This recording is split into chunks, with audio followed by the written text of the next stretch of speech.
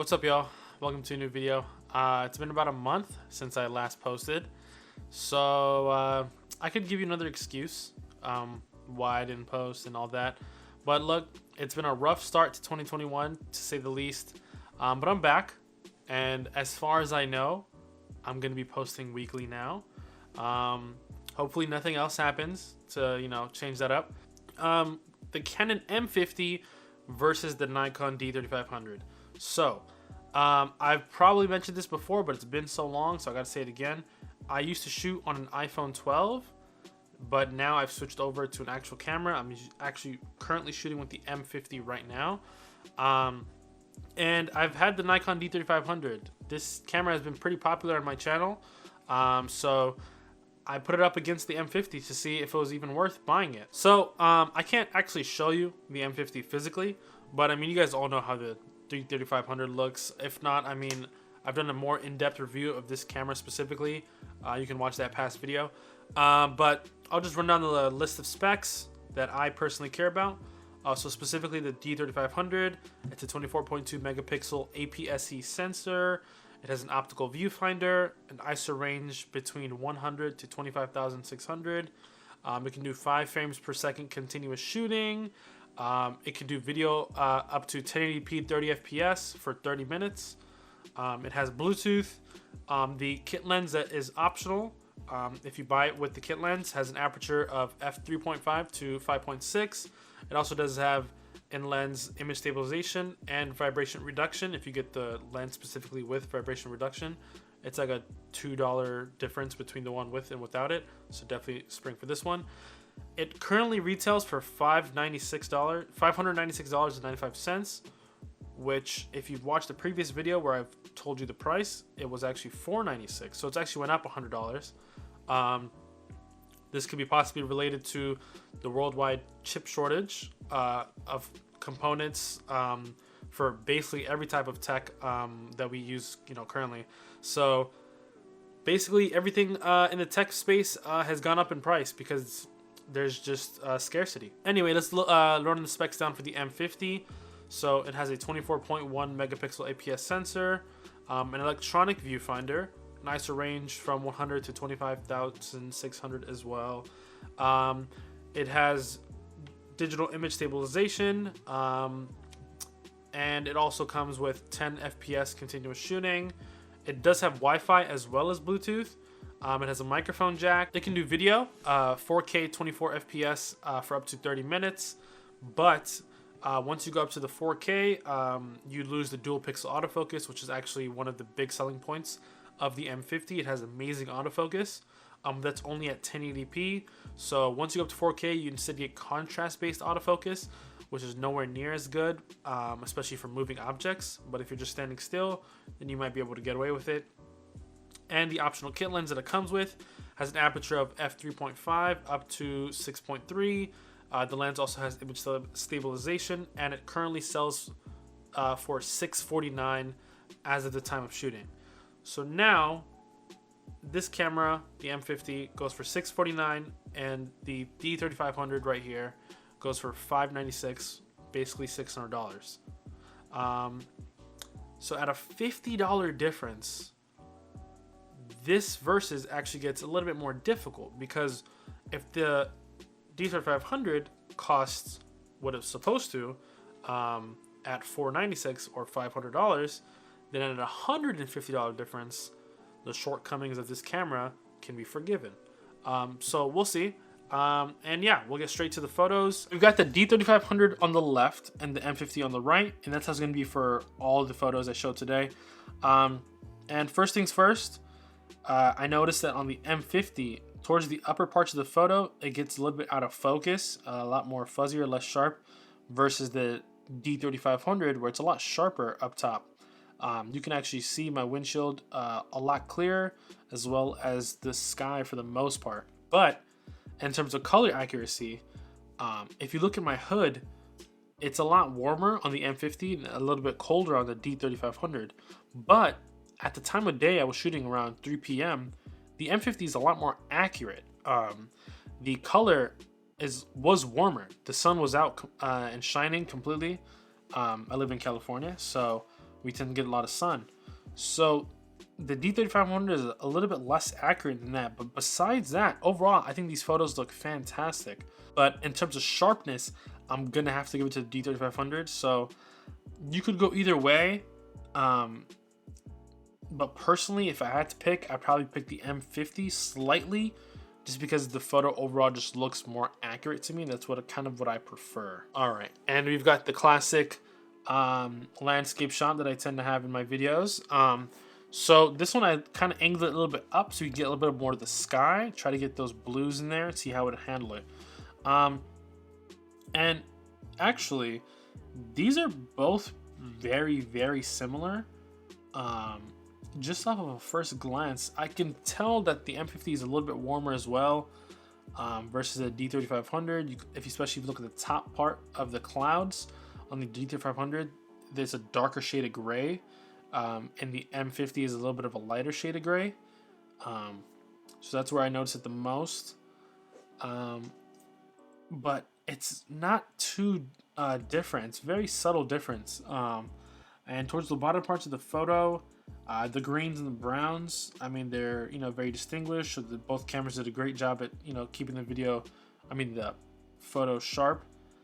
And it's honestly, you could go either way on this one. I think both these cameras did a great job with this one. But if I'm gonna have to pick one or the other, I'm gonna have to go slightly towards the M50. One, it was able to capture more of the picture, just because of the wider lens that it comes with, the wider kit lens that it comes with, so you can get a little bit more, and it was a bit more accurate. The blues that you can more so see on the upper right side of the picture look a bit more accurate on the M50 as well. So it's very slight. Like, you could go either way and the photo looks really good, but I'm gonna have to give it to the M50 in this one. And this is a photo of my dog, Tarzan. And it's impossible to get a dog to stay still for a photo, but on the left, it's a little bit more zoomed in.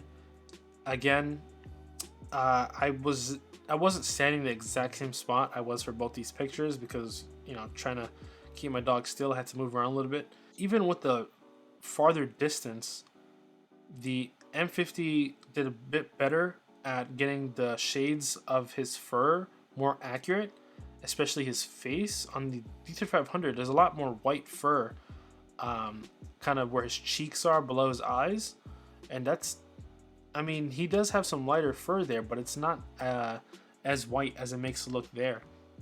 So it looks like it kind of overexposed just a little bit on there. And then this could also be due to the fact that it's a lot closer, but you notice his little whiskers on his nose a lot more on the D3500, but again, I was a little bit closer when I took that picture versus the M50. And then when it comes to his black fur, I'm gonna be honest, both cameras, it kind of just looks like a blob of black, especially on his back.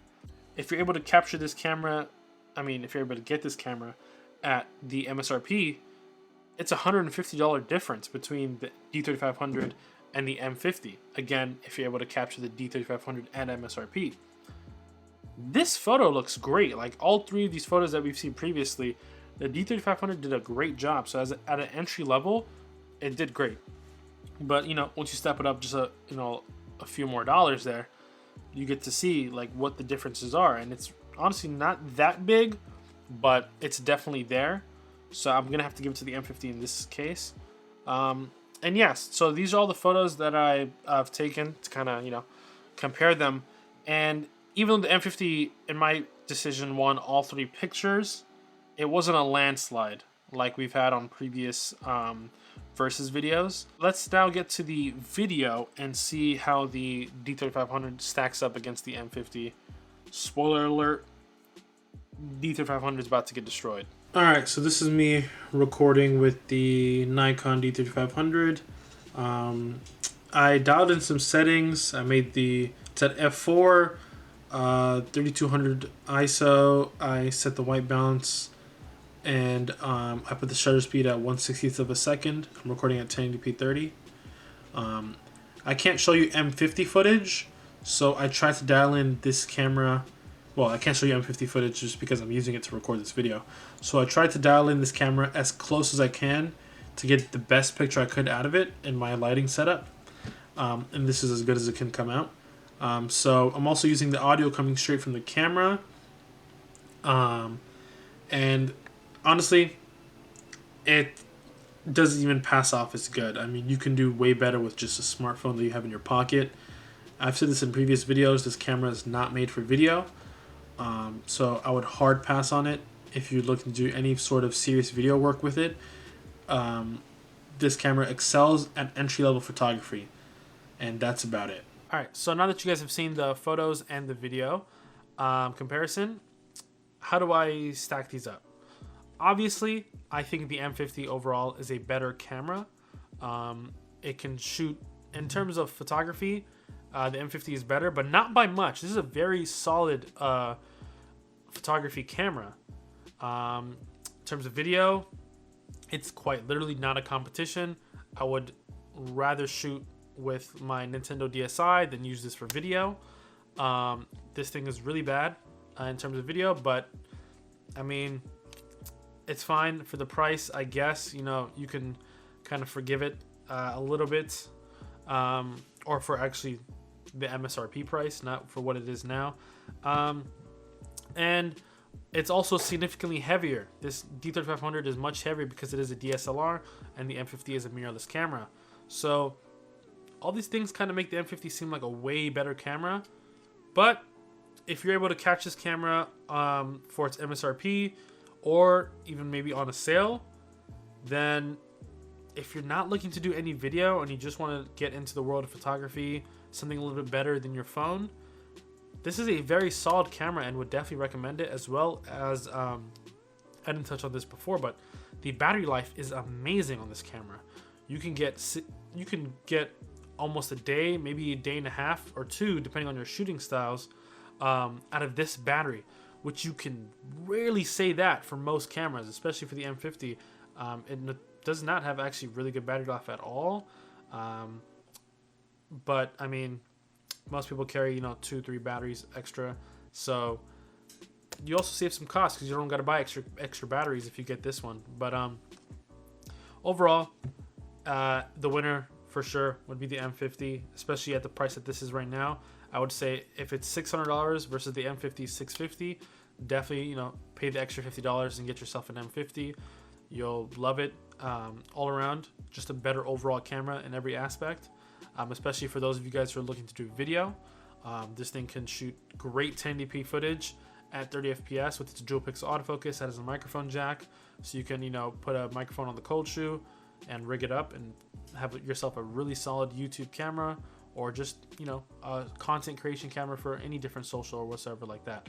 But yeah, I hope you guys enjoyed the video. I know it's been a while.